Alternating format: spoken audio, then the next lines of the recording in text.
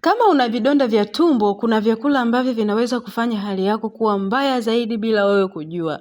Watu wengi wanafanya makosa haya kila siku wakidhani ni kawaida. Katika video hii leo utajifunza vyakula hatari ambavyo hupasi kula kabisa kama una vidonda vya tumbo na mbadala wake ili kulinda afya yako na tatizo hili la vidonda vya tumbo. Unachopaswa kufanya ni sasa, tazama hadi mwisho kabisa video hii. Kuna kitu unakula kila siku bila kujua kinaharibu zaidi tumbo lako na kuendelea kukuletea madhara zaidi ya vidonda vya tumbo.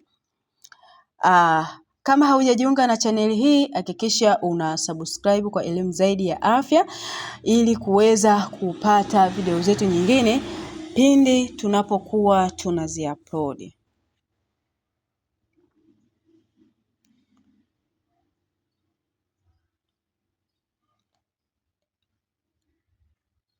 Na mbaya zaidi, baadhi ya vyakula hivyo vinaonekana vya kawaida kabisa. Basi nikwambie tu leo unapaswa kujua vyakula hivi ambavyo unavitumia kila siku na ni kosa kabisa hupaswi kutumia. Kama una vidonda vya tumbo, kosa la kwanza ambalo unalifanya ni kula vyakula vyenye pilipili nyingi na viungo vikali. Pilipili na viungo vikali vinaweza kuchochea ukuta wa tumbo na kuongeza maumivu kwa mtu mwenye vidonda vya tumbo. Ndio maana baadhi ya watu hupata maumivu makali baada ya kula chakula chenye pilipili nyingi.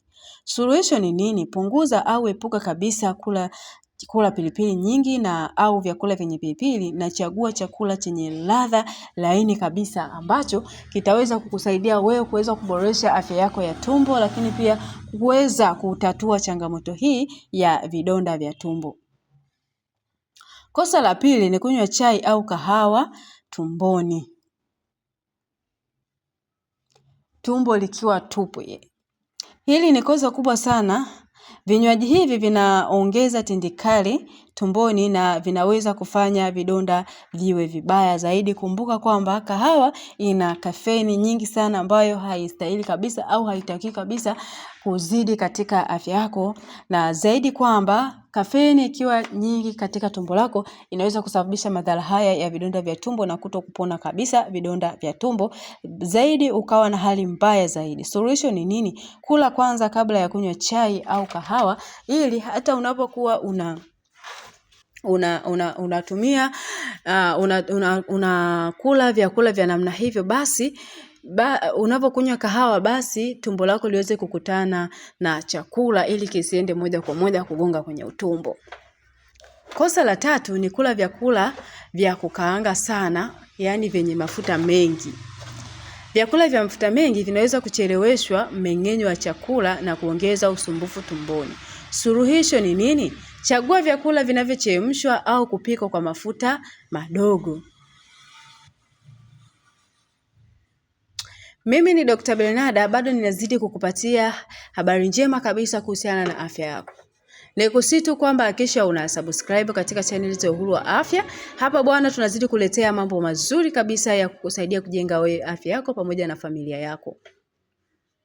Kosa la 4 ambalo watu wengi wanalifanya ni kunywa soda au vinywaji vyenye gesi. Soda huongeza gesi tumboni na inaweza kusababisha maumivu makali kwa mtu mwenye vidonda vya tumbo. Suluhisho ni nini? Badala yake kunywa maji au juisi asilia zisizokuwa na tindikali au kemikali nyingi sana zinazoweza kuharibu tumbo lako. Kosa la 5 ambalo watu wengi hawalijui kabisa: kula kwa muda usio sahihi au kuruka milo.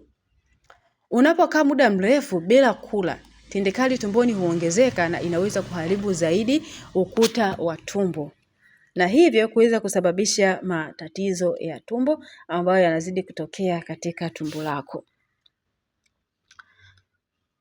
Na hii ni hatari sana kwa watu wenye vidonda vya tumbo. Solution ni nini? Kula kwa muda sahihi na usirukeruke muda wa kula.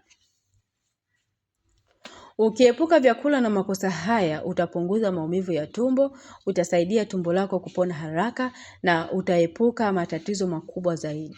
Sasa niambie hapo kwenye comment ni kitu gani